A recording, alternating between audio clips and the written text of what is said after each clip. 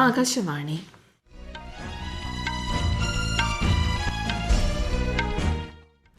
നമസ്കാരം. വാർത്തകൾ വായിക്കുന്നത് ലക്ഷ്മി ശ്രീ വിജയ.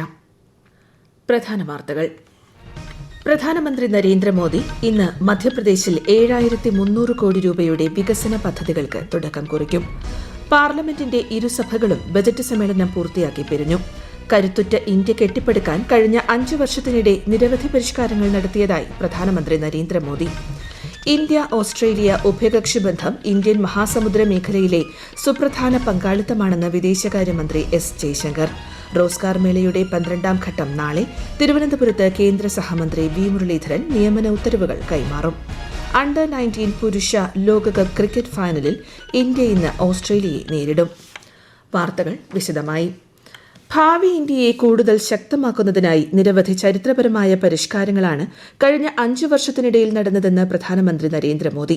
17ാമത് ലോക്സഭയുടെ അവസാനത്തെ സമ്മേളനത്തിൽ സംസാരിക്കുകയായിരുന്നു അദ്ദേഹം. ബജറ്റ് സമ്മേളനത്തിനായി ജനുവരി 31 ചേർന്ന പാർലമെന്റിന്റെ ഇരുസഭകളും ഇന്നലെ പിരിഞ്ഞു. ജമ്മുകാശ്മീരിന്റെ പ്രത്യേക പദവി റദ്ദാക്കൽ, മുത്തലാഖ് നിരോധനം, വനിതാ സംവരണ ബിൽ എന്നിവ നിലവിലെ ലോക്സഭയുടെ നേട്ടങ്ങളാണ്. പരിഷ്കരണം, പ്രവർത്തനം, വികസനം എന്നീ വ്യത്യസ്ത ഘട്ടങ്ങളിലൂടെ ഒരേ സമയം സഞ്ചരിക്കാൻ കഴിഞ്ഞു എന്നതാണ് ഈ ലോക്സഭയുടെ പ്രത്യേകത. പുതിയ പാർലമെന്റ് മന്ദിരം നിർമ്മിക്കാനായതിലുൾപ്പെടെ ലോക്സഭാ സ്പീക്കർ ശ്രീ ഓം ബിർളയ്ക്ക് പ്രധാനമന്ത്രി നന്ദി രേഖപ്പെടുത്തി. 17ാമത് ലോക്സഭയിലെ അംഗങ്ങളുടെ സഹകരണത്തിന് ശ്രീ ഓം ബിർളയും ലോക്സഭയിൽ നന്ദി അറിയിച്ചു.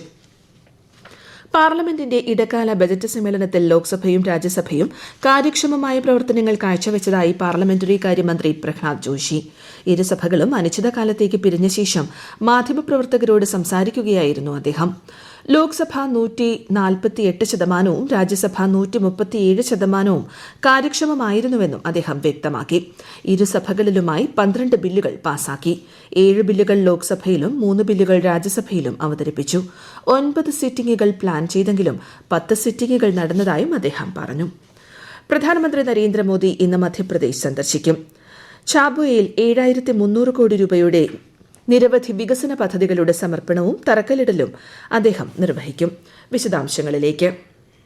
ജില്ലയിൽ ഗോത്രവർഗ വിഭാഗങ്ങളുടെ സമ്മേളനത്തിൽ പങ്കെടുക്കുന്ന പ്രധാനമന്ത്രി ഗോത്രവർഗക്കാർക്ക് പ്രയോജനപ്പെടുന്ന സംരംഭങ്ങളുടെ സമർപ്പണവും തറക്കല്ലിടലുമാണ് നിർവഹിക്കുക. 2 ലക്ഷത്തോളം സ്ത്രീകൾക്ക് ആഹാർ അനുദാൻ പദ്ധതിയുടെ പ്രതിമാസ ഗഡുവും പ്രധാനമന്ത്രി വിതരണം ചെയ്യും. മധ്യപ്രദേശിലെ പ്രത്യേക പിന്നാക്ക ഗോത്ര വിഭാഗങ്ങളിലെ സ്ത്രീകൾക്ക് പോഷകസമൃദ്ധമായ ഭക്ഷണത്തിനായി പ്രതിമാസം 1500 രൂപ നൽകുന്നതാണ് പദ്ധതി. കൂടാതെ സ്വാമിത്വ പദ്ധതിയുടെ ഗുണഭോക്താക്കൾക്ക് 1.75 ലക്ഷം രേഖകൾ വിതരണം ചെയ്യും. സംസ്ഥാനത്തെ ഗോത്രവിഭാഗത്തിന് ആധിപത്യമുള്ള ജില്ലകളിൽ നിന്നുള്ള യുവാക്കൾക്ക് സേവനം നൽകുന്ന താന്ത്യ മാമാഭിൽ സർവകലാശാലയുടെ തറക്കല്ലിടലും അദ്ദേഹം നടത്തും. വിദ്യാർത്ഥികളുടെ സമഗ്ര വികസനത്തിന് ലോകോത്തര അടിസ്ഥാന സൌകര്യങ്ങൾ ഒരുക്കുന്നത് ലക്ഷ്യമിടുന്ന സർവകലാശാലയ്ക്ക് 170 കോടി രൂപ ചെലവാണ് കണക്കാക്കുന്നത്. News desk, Akashvani.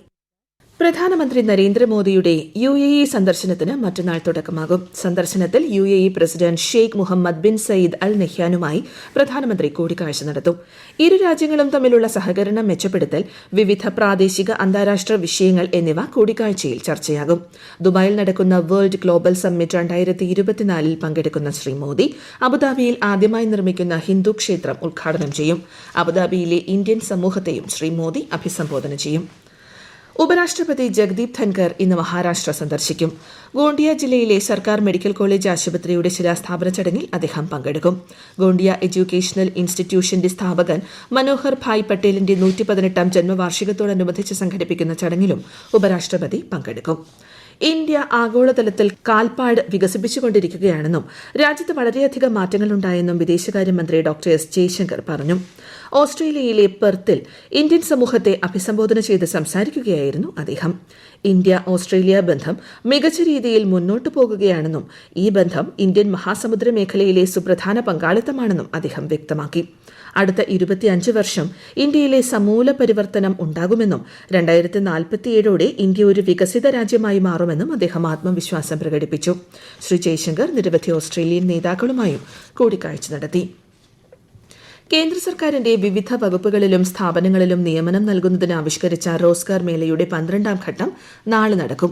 രാജ്യത്തിന്റെ വിവിധ ഭാഗങ്ങളിൽ നിന്നുള്ള ഉദ്യോഗാർത്ഥികളുമായി പ്രധാനമന്ത്രി നരേന്ദ്രമോദി വെർച്വലായി സംവദിക്കും.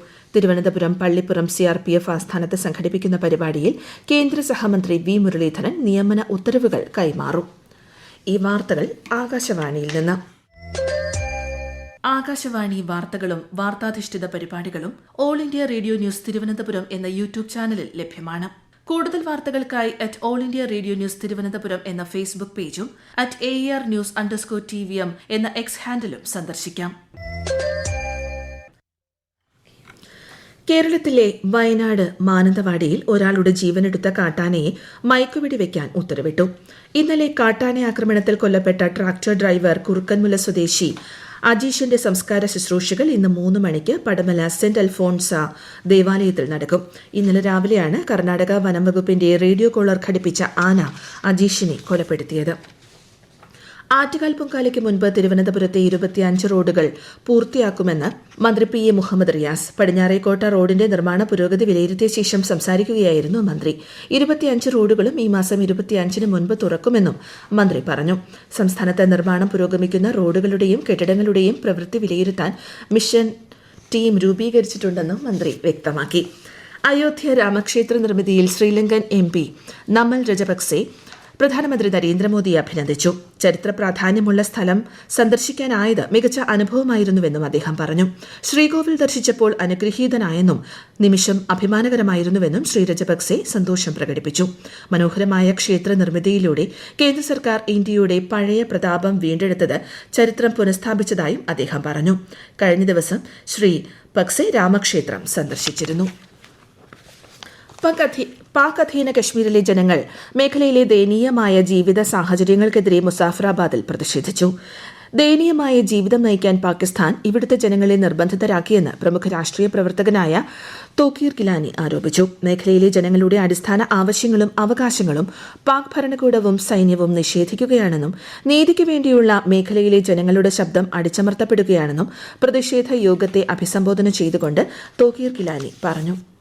ഉക്രൈനിലെ ഖാർക്കീവ് നഗരത്തിൽ റഷ്യൻ ഡ്രോൺ ആക്രമണത്തിൽ 3 കുട്ടികളടക്കം 7 പേർ കൊല്ലപ്പെട്ടു. ഖാർക്കീവിൽ തുടർന്നു വന്നിരുന്ന രാത്രികാല ആക്രമണങ്ങളുടെ തുടർച്ചയായാണ് ഡ്രോൺ ആക്രമണം. അതേസമയം യുക്രൈനെ പിന്തുണയ്ക്കുന്നതിനായി ആയുധ ഉൽപാദനം വർദ്ധിപ്പിക്കാൻ നാറ്റോ യൂറോപ്പിനോട് ആവശ്യപ്പെട്ടു. യുക്രൈനിലെ റഷ്യൻ ആക്രമണം ആരംഭിച്ചിട്ട് 2 വർഷം പൂർത്തിയാകാനിരിക്കെ നാറ്റോ യുക്രൈൻ കൌൺസിൽ പ്രതിരോധ മന്ത്രിമാരുടെ യോഗം ഈ മാസം 15-ന് നടക്കും. മുതിർന്ന കോൺഗ്രസ് നേതാവ് ആചാര്യ പ്രമോദ് കൃഷ്ണനെ പാർട്ടിയിൽ നിന്ന് 6 വർഷത്തേക്ക് പുറത്താക്കി. പാർട്ടിക്കെതിരെ നിരന്തരമായ പ്രസ്താവനകൾ നടത്തിയെന്ന പരാതിയുടെ അടിസ്ഥാനത്തിലാണ് നടപടി. ശ്രീ പ്രമോദ് കൃഷ്ണനെ പുറത്താക്കാനുള്ള ഉത്തർപ്രദേശ് കോൺഗ്രസ് കമ്മിറ്റിയുടെ ശുപാർശ പാർട്ടി അധ്യക്ഷൻ മല്ലികാർജ്ജുൻ ഖാർഗെ അംഗീകരിക്കുകയായിരുന്നു. അയോധ്യ പ്രാണപ്രതിഷ്ഠാ ചടങ്ങിൽ പങ്കെടുക്കാത്ത നടപടി ഉൾപ്പെടെയുള്ള വിഷയങ്ങളിൽ പാർട്ടി നേതൃത്വത്തിനെതിരെ ശ്രീ പ്രമോദ് കൃഷ്ണൻ നേരത്തെ രംഗത്ത് വന്നിരുന്നു. ഗുവാഹത്തിയിൽ ഈ മാസം 19-ന് ആരംഭിക്കുന്ന ഖേലോ ഇന്ത്യ യൂണിവേഴ്സിറ്റി ഗെയിംസ് പ്രധാനമന്ത്രി നരേന്ദ്രമോദി ഓൺലൈനായി ഉദ്ഘാടനം ചെയ്യും. 20 കായിക ഇനങ്ങളിലായി 4500ഓളം താരങ്ങൾ പങ്കെടുക്കുന്ന മേളയിൽ 200-ലധികം സർവകലാശാലകളുടെ പ്രാതിനിധ്യമുണ്ടാകും. ഈ മാസം 29-ന് കായികമേള സമാപിക്കും. ദക്ഷിണാഫ്രിക്കയിൽ നടക്കുന്ന അണ്ടർ-19 പുരുഷ ലോകകപ്പ് ക്രിക്കറ്റ് ഫൈനലിൽ ഇന്ത്യ ഇന്ന് ഓസ്ട്രേലിയയെ നേരിടും. ടൂർണമെന്റിൽ തുടർച്ചയായ വിജയങ്ങളുമായാണ് ഇരു ടീമുകളും ഫൈനലിൽ എത്തിയത്. സെമി ഫൈനലിൽ ഇന്ത്യ ദക്ഷിണാഫ്രിക്കയെയും ഓസ്ട്രേലിയ പാകിസ്ഥാനെയും പരാജയപ്പെടുത്തിയിരുന്നു. ISL ഫുട്ബോളിൽ ഇന്നലെ കൊൽക്കത്തയിലെ സോൾട്ട് ലേക്ക് സ്റ്റേഡിയത്തിൽ നടന്ന 2ാം മത്സരത്തിൽ മോഹൻ ബഗാന് വിജയം. ഹൈദരാബാദിനെ 2 ഗോളുകൾക്കാണ് മോഹൻ ബഗാൻ പരാജയപ്പെടുത്തിയത്. ഇന്ന് നടക്കുന്ന മത്സരത്തിൽ ജംഷഡ്പൂർ ബംഗളൂരുവിനെ നേരിടും. രാത്രി 7:30-ന് ജംഷഡ്പൂരിലെ JRD ടാറ്റ സ്പോർട്സ് കോംപ്ലക്സിലാണ് മത്സരം. 75ാമത് അന്താരാഷ്ട്ര ബോക്സിംഗ് ടൂർണമെന്റ് സ്ട്രാൻജ 2024-ൽ ഇന്ത്യൻ ബോക്സർമാരായ നിഖത് സരീൻ, അരുന്ധതി ചൌധരി, അമിത് പങ്കൽ, സച്ചിൻ എന്നിവർ ഫൈനലിൽ പ്രവേശിച്ചു. വനിതാ ബോക്സിംഗ് 50 കിലോ വിഭാഗത്തിൽ നിഖത് സരീൻ ബൾഗേറിയൻ താരത്തെ പരാജയപ്പെടുത്തി. 30 രാജ്യങ്ങളിൽ നിന്നുള്ള 300ഓളം ബോക്സിംഗ് താരങ്ങളാണ് സ്ട്രാൻജ 2024-ൽ പങ്കെടുക്കുന്നത്.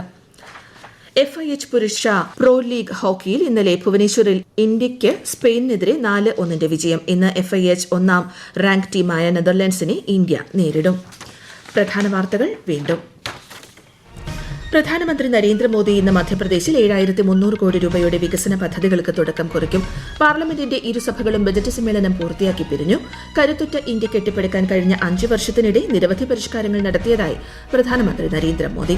ഇന്ത്യ ഓസ്ട്രേലിയ ഉഭയകക്ഷി ബന്ധം ഇന്ത്യൻ മഹാസമുദ്ര മേഖലയിലെ സുപ്രധാന പങ്കാളിത്തമാണെന്ന് വിദേശകാര്യമന്ത്രി എസ് ജയശങ്കർ. റോസ്കർ മേളയുടെ 12ാം ഘട്ടം നാളെ. തിരുവനന്തപുരത്ത് കേന്ദ്ര സഹമന്ത്രി വി മുരളീധരൻ നിയമന ഉത്തരവുകൾ കൈമാറും. അണ്ടർ-19 പുരുഷൻ ലോകകപ്പ് ക്രിക്കറ്റ് ഫൈനലിൽ ഇന്ത്യ ഇന്ന് ഓസ്ട്രേലിയയെ നേരിടും. വാർത്തകൾ കഴിഞ്ഞു. അടുത്ത വാർത്താ പ്രക്ഷേപണം ഉച്ചയ്ക്ക് 12:30.